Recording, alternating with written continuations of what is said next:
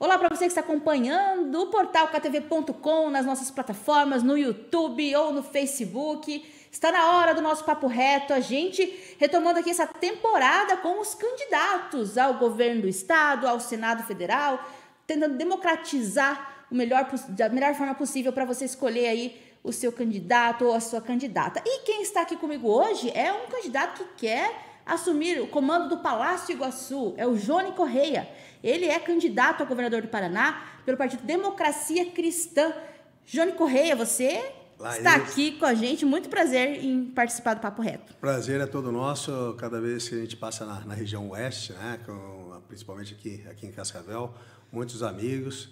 A gente sempre é recebido com aquele carinho que a gente responde também, né? Uhum. Eu sempre falo que a gente colhe o que a gente planta. Sim. E aqui, como é uma região extremamente agrícola, extremamente produtora, né? Eu costumo falar que onde a gente passa, a gente coloca uma semente do bem e é isso que a gente tem colhido também, coisas do bem, através da família de bem paranaense. Jônio, você é de Cornélio Procópio, eu estou aqui com a tua biografia, né? Você é formado em Direito, Publicidade e Propaganda, tem especialização em Direito Internacional e já foi professor também. Tem também Marketing, né? Tem várias especializações.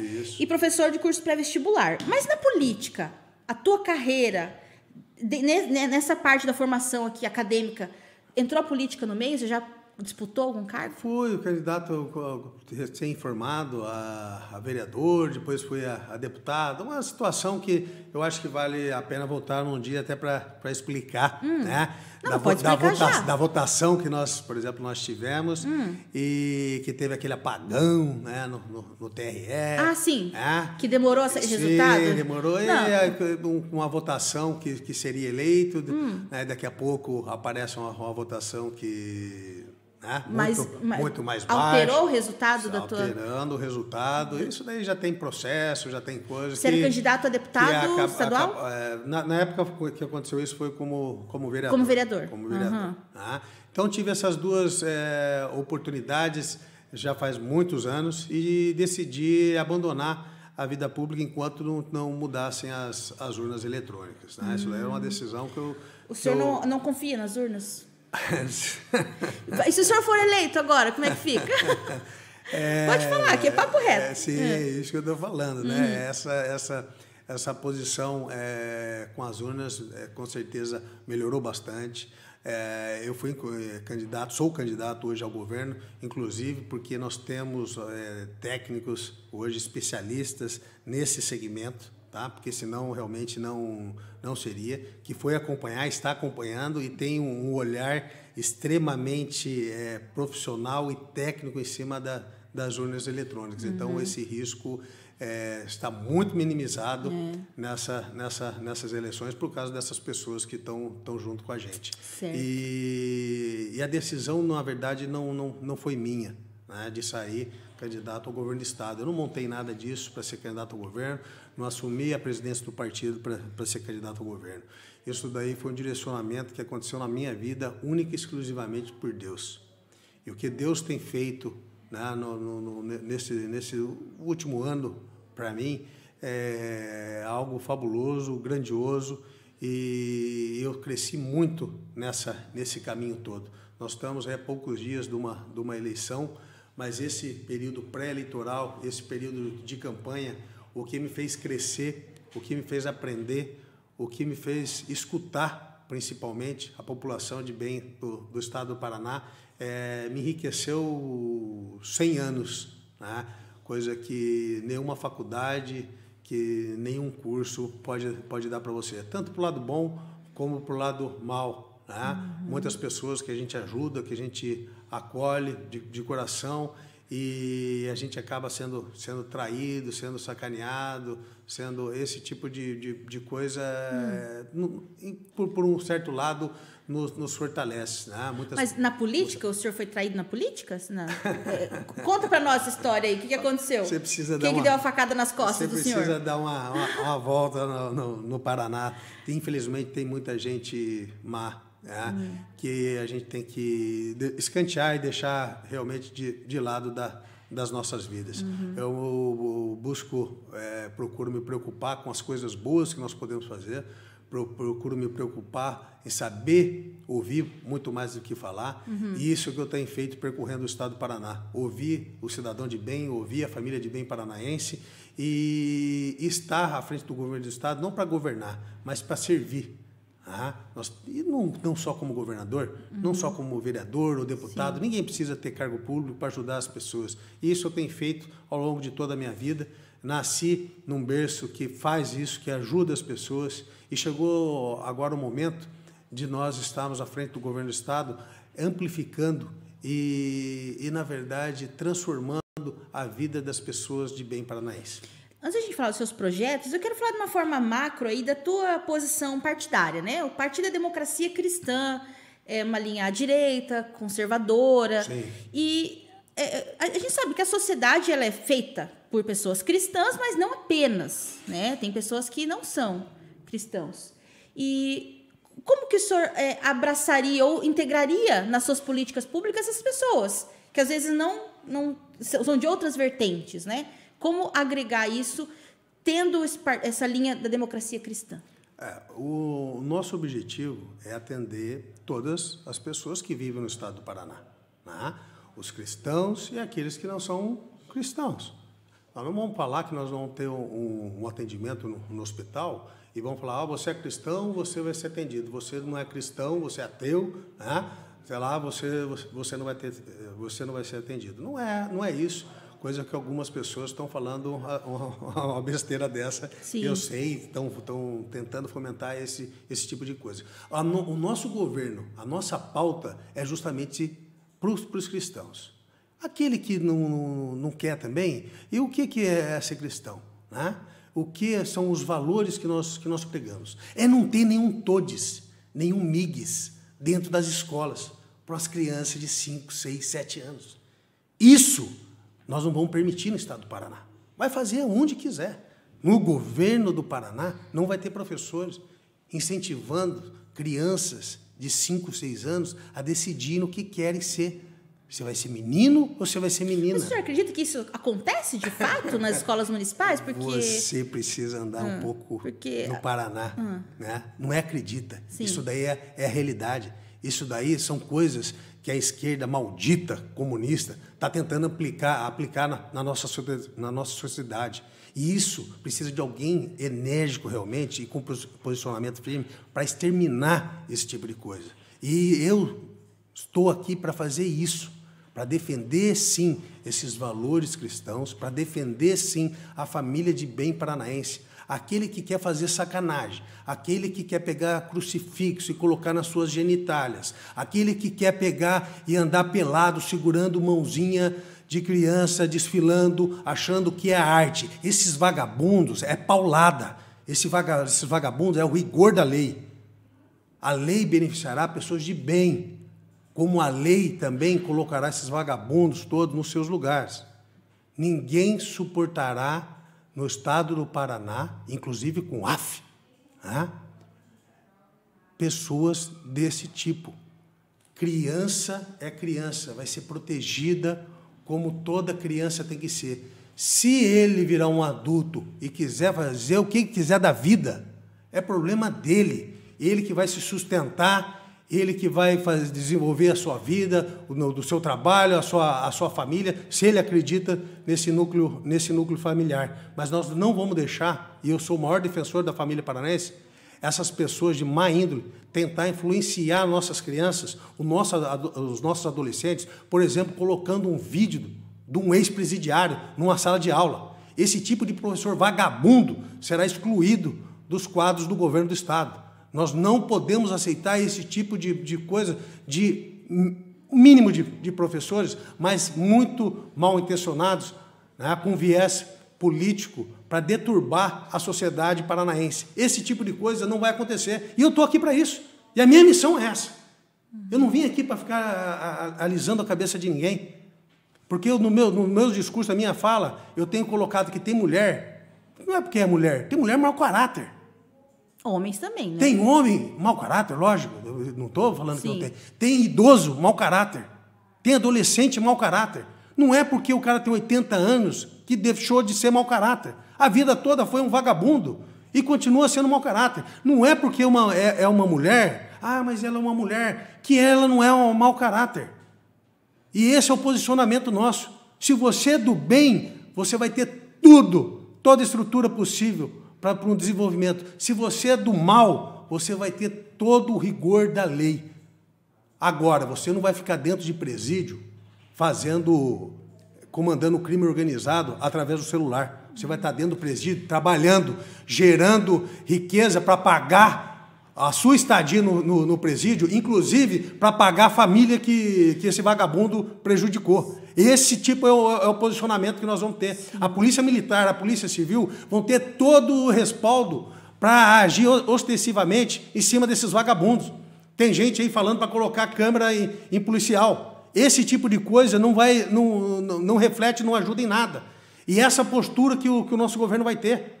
Não vai ser aquele negocinho, não, nós temos que dar voz para essas pessoas que acham que elas têm que andar pelada e segurando mão de criancinha, porque é uma arte. Mas, eu acho que nós temos que favorecer esse casal aí num teatro, num colégio, com crianças com 12, 14 anos, e 2 homens ficarem se beijando. Esse tipo de coisa, não. Aborto, não. Drogas, não. Não tem discussão. Não tem, mas veja bem. Não tem, veja bem. No nosso governo, esse tipo de coisa não será admitido. Mas uma quantidade de droga, se for para lazer, não tem quantidade de droga para lazer. O uso de drogas hoje é ilegal. Porque né? você... Não é legalizado. Vamos pegar um exemplo. Sim. Né, que o cara que tem vagabundo e falando, mas roubou só um celularzinho, só roubou... É vagabundo. Por quê? Para comprar droga. E por que não vai roubar, então, o traficante? Sabe por que não vai roubar o traficante? Por que o usuário de droga entra na sua casa para roubar uma televisão? Ou se você tem algum parente, né? Porque todos nós temos um parente que tem problema com drogas. Todo mundo tem. É difícil uma família que não tem alguém que tenha problema com droga. Como esse cara entra na casa da mãe dele, da avó dele, e rouba alguma coisa para vender, para comprar droga? Porque esse vagabundo não vai na casa do traficante, não vai na boca de fumo e rouba do traficante. Você sabe por quê? Porque o traficante está armado. Porque o traficante está armado. Não é o sistema da violência, é o sistema da legítima defesa. Legítima defesa. O senhor é defensor de que as pessoas tenham armas. O Paraná será o estado mais armado do mundo. O Paraná será o estado mais armado do mundo. Só fazer um contraponto, lógico, com todo respeito à sua opinião, candidato. Mas o uso das armas, claro que isso é uma regulamentação até federal, né? Federal. Mas o Estado vai fomentar. E não acaba gerando mais violência. Por exemplo, a gente teve esse episódio essa semana de um policial que estava afastado, ele teve acesso, assim, quando ele voltou, pegou a arma e ele acabou matando a ex-companheira ou a companheira dele. Por quê? Então, mas aí a arma não acaba gerando esse tipo de risco? Por quê que ele fez isso? Porque esse cara está trabalhando em várias cidades que ele devia estar trabalhando na cidade dele. Porque esse cara está sobrecarregado. Porque esse cara está ganhando uma miséria. Porque esse cara está vendo a desgraça que está acontecendo na filha dele. Olha o desespero que chega um pai de família de matar um filho, matar uma esposa e se matar. Olha o que esse governo está fazendo. Esse governo não dá assistência nenhuma para um policial desse. Agora, essa semana, morreu também. Aqui, do lado, um acidente de trânsito. Por quê? Porque esses caras estão exaustos. A polícia está exausta. Porque os professores estão exaustos. Os professores estão desvalorizados. O Estado acha que o funcionalismo público é uma carga pesada que tem que se carregar. É o contrário, são essas pessoas que têm carregado o Estado. A gente tem que dar valor para essas pessoas. E quando o assunto é armamento, o vagabundo não vai entrar na sua casa porque vai ter a dúvida se você vai estar armado ou não. Esses clubes de tiro, que tem gente falando que vai fechar, esses clubes de tiro nós vamos fazer convênio com esses clubes de tiro para ele qualificar a senhora, para ele qualificar o chefe de família, saber a mexer com armamento. Sim. Sabe quanto tempo eu demorei para comprar minha arma? Mais de ano. Nós estamos aqui numa região de fronteira. Em 10 minutos nós conseguimos uma arma ilegal.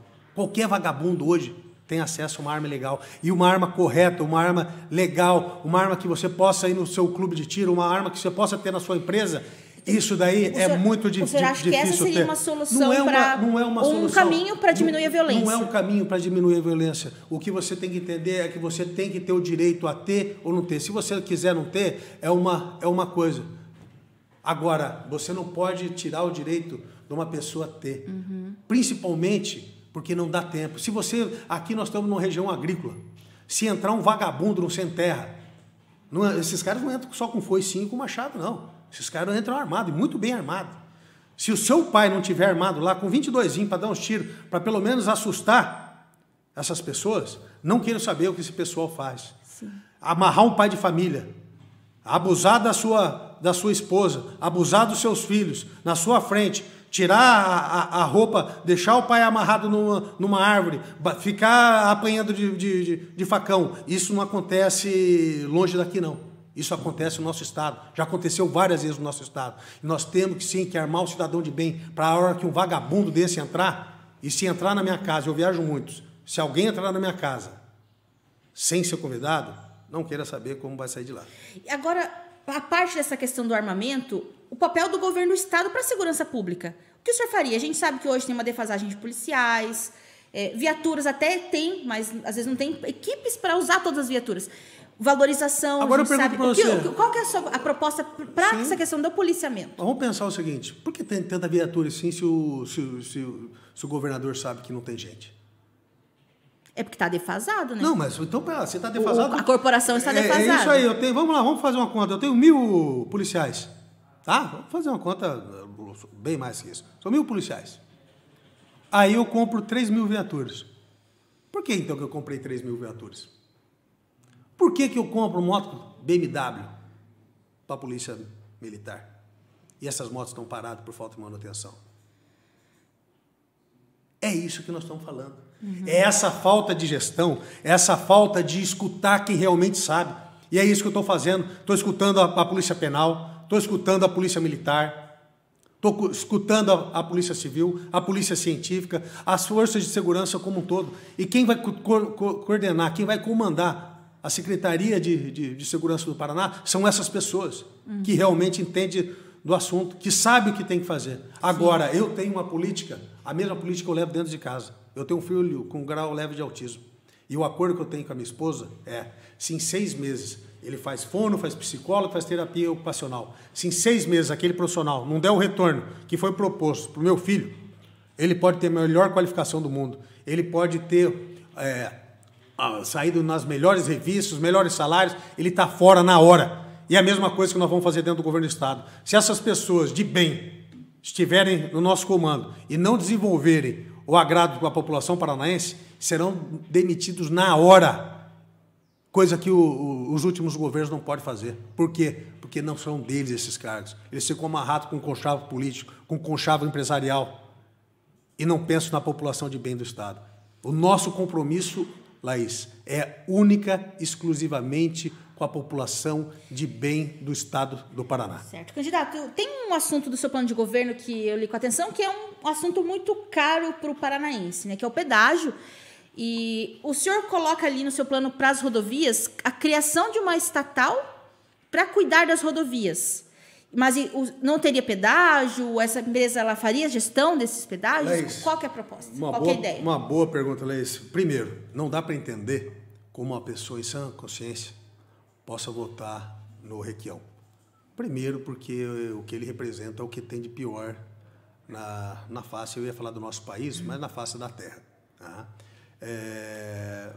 Sempre falou, vamos pegar só o pedágio, vamos nem falar de saúde, educação, nem de Requião, nem de Ratinho, porque esquece esses governos. Ou o pedágio abaixa ou acaba.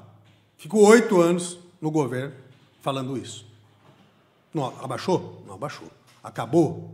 Não acabou. Acabou agora porque o contrato terminou, né? O contrato vai terminou, voltar. Vai voltar, mas aí nós vamos chegar aí. Não sei se foi falta de gestão, falta de competência do governo e deixar tanto tempo, porque eu viajo de carro, viajo de helicóptero. A rodovia está toda esburacada. Eu estava em Foz do Iguaçu, fui fazer, tive que arrumar a roda porque a 277 caiu num buraco que, pelo amor de Deus, gigante, não é buraquinho não. Então, vamos seguir aqui o posicionamento. Então, não dá para... acreditar que uma pessoa em sã consciência votaria no Requião por causa dessa situação. E muito menos no atual governador, que já deixou claro, né, que primeiro fez um migué, né, que a gente fala no interior lá, o miguezão de deixar 1 ano aí sem pedágio, né, e depois já está declarado isso. Voltará com mais 15 praças de pedágio. Isso daí está inaugurando bastante. 15 a mais. 15 a mais. Já tinha. Com um valor que daí vai somando, vai ser maior ainda, e para mais de 30 anos. Quantos anos você tem, Laís? Desculpa. 35. 35. 65 anos você vai ter. Vai com esse contrato novo. Com esse contrato novo. Não dá para entender. Quer dizer, mas eu não viajo muito. Não é só para quem viaja, não. O nosso alimento que chega no dia a dia. Aqui uma região extremamente agrícola que manda para o Porto de Paranaguá todo dia mercadoria. Olha o que isso encarece. Então, no nosso governo, nós eliminaremos tudo isso. Nós criaremos, sim, uma paraestatal. Tá? Esse dinheiro entra na paraestatal. Vamos pegar um exemplo aqui. Quando o pedágio deu uma parada no trecho ali que vai para o litoral, estava quase R$30. Tá? Chegou a 29 e pouquinho, depois 27. Vamos pegar como base esse pedágio. Esse pedágio vai custar R$3,50, R$4 no máximo. Para quê? Única, exclusivamente para manutenção da pista, Laís. Para cortar a grama, para pintar a faixa, para fazer o recap, tampar algum buraco, para pagar o guincho, para pagar o médico, a ambulância. Manutenção mesmo.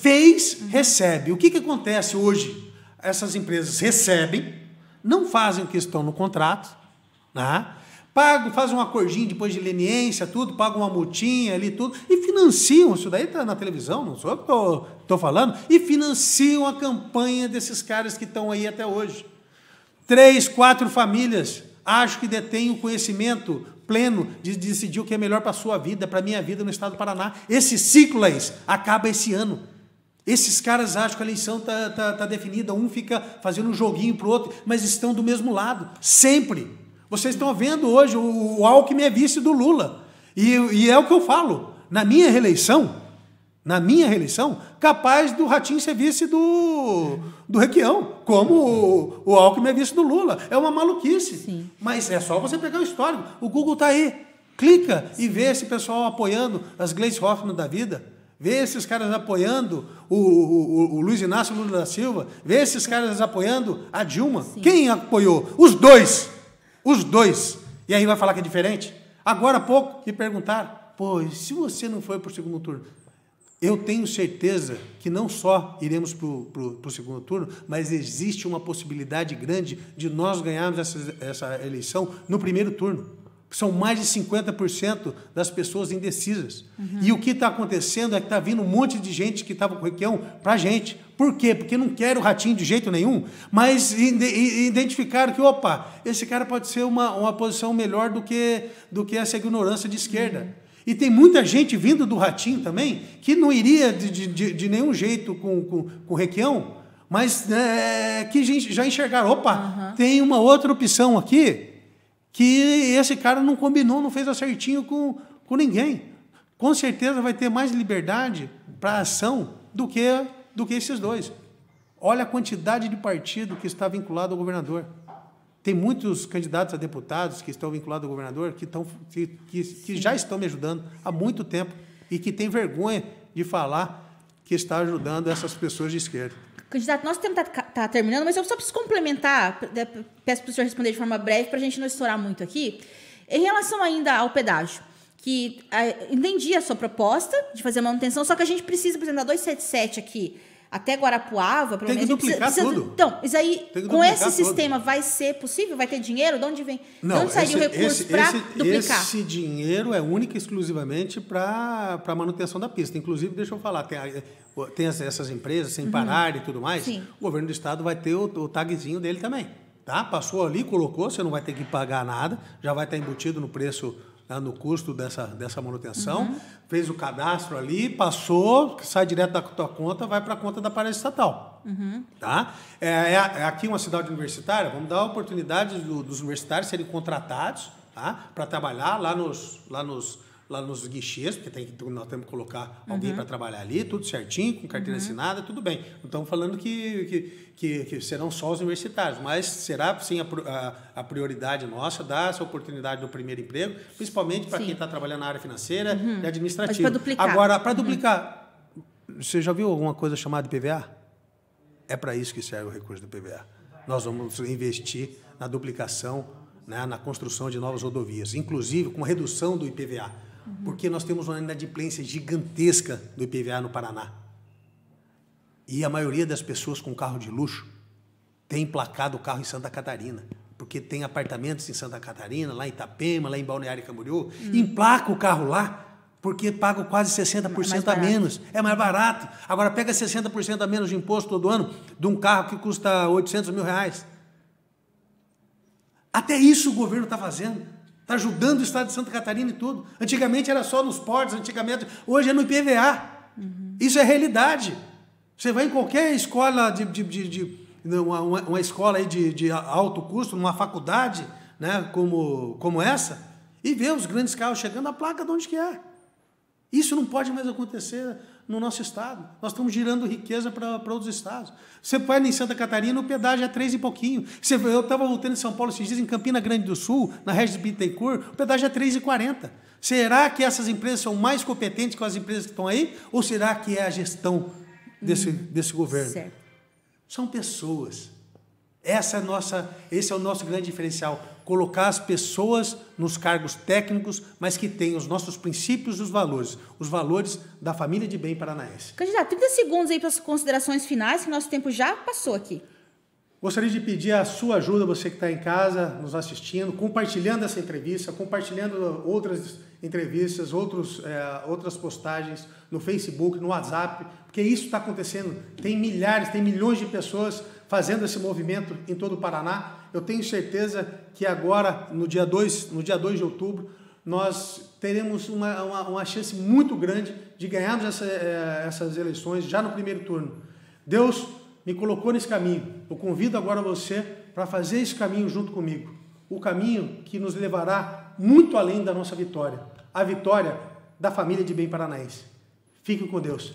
Laís, muito obrigado pela oportunidade. Estou à inteira disposição. Espero voltar mais vezes. Espero também que você vá fazer a cobertura da nossa posse no dia 1º do ano que vem. Tá certo, candidato. Obrigada por ter participado aqui desse Papo Reto. E obrigada a você também que estava nos acompanhando. Se você está vendo pelo YouTube, peço para se inscrever no nosso canal. Curte aí para essa entrevista, disseminar também. Se você quiser compartilhar com seus amigos, quem você quiser. A gente aqui é KTV, levando para você os candidatos ao Senado e ao governo do estado, as propostas dele, cara a cara, assim, para você decidir melhor o seu voto, tá bom? E continue aqui no portal ktv.com, que é um portal diferente.